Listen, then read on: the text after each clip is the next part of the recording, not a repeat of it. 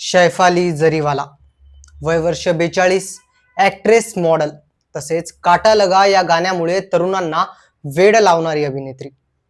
शैफाली जरीवाला हिचा शुक्रवारी दुर्दैवी मृत्यू झाला. तिच्या मृत्यूनंतर संपूर्ण मनोरंजन सृष्टीमध्ये पुन्हा एकदा खळबळ उडाली आहे. शैफाली जरीवाला हिचा मृत्यू हा कार्डियक अरेस्टमुळे झाला असल्याची प्राथमिक माहिती सध्या मिळाली आहे. परंतु तिच्या मृत्यूमागे वेगळे कारण असल्याचे तर्कवितर्क सध्या लावले जात आहेत. शुक्रवारी रात्री उशिरा शैफाली जरीवालाच्या मृत्यूची बातमी संपूर्ण सोशल मीडियावर वाऱ्यासारखी पसरली. काटा लगा गर्ल हिच्या मृत्यूने अनेक मनोरंजनाच्या चाहत्यांना झटका दिला.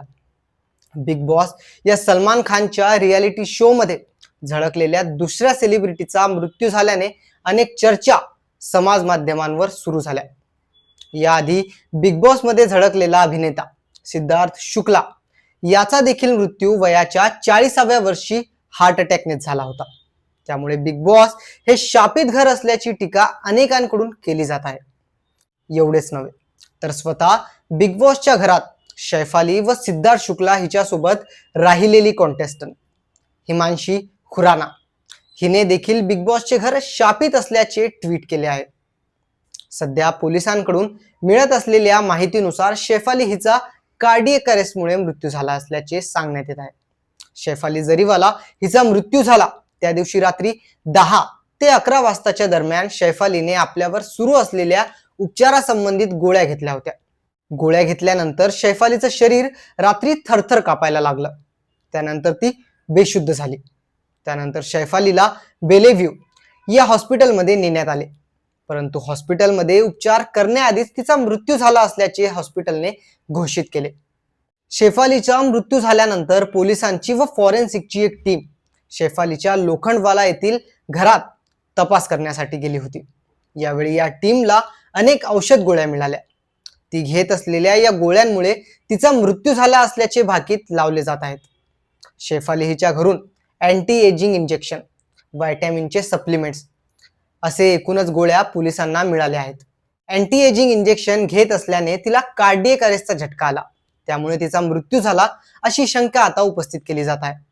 अँटी एजिंग सप्लिमेंट हे बहुधा मनोरंजन सृष्टीतील कलाकार आपलं वय कमी दाखवण्यासाठी घेत असतात. परंतु या अँटी एजिंग सप्लिमेंट्समुळे शरीरातील हार्मोनल बॅलन्स बिघडण्याची शक्यता वाढते. त्यामुळे किडनी, लिव्हर व इतर अवयवावर याचा परिणाम होण्याची शक्यता होते. ज्या दिवशी शैफालीचा मृत्यू झाला म्हणजे शुक्रवारी शैफालीच्या घरी पूजा होती. त्यामुळे शैफालीने दिवसभर उपवास पकडला होता. तसेच याच दरम्यान तिने शिळा फ्राईड राईस देखील खाल्ला होता. रिकाम्या पोटी औषधी घेतल्याने तसेच शिळा फ्राईड राईस खाल्ल्याने ती घेत असलेल्या गोळ्यांचा तसेच अँटी एजिंग सप्लिमेंट्सची रिॲक्शन झाली व या रिॲक्शनमुळे तिला कार्डियक अरेस्टचा झटका आला असे मत तज्ञांद्वारे सध्या व्यक्त केले जात आहे. पडद्यावर मुख्य अभिनेता म्हणून काम मिळत राहावे तसेच सोशल मीडियावर नेहमी आपली तरुणाई दिसावी यासाठी अनेक कलाकार अँटी एजिंग सप्लिमेंट्स घेत असतात. परंतु प्रसिद्धी मिळवण्याच्या नादात आपल्या शरीरासोबत एक प्रकारचा एक्सपेरिमेंटच ही लोके करत असतात. कलाकाराने पडद्यावर नेहमी तरुणच दिसण्यासाठी केलेले हे प्रकार तुम्हाला योग्य वाटतात का?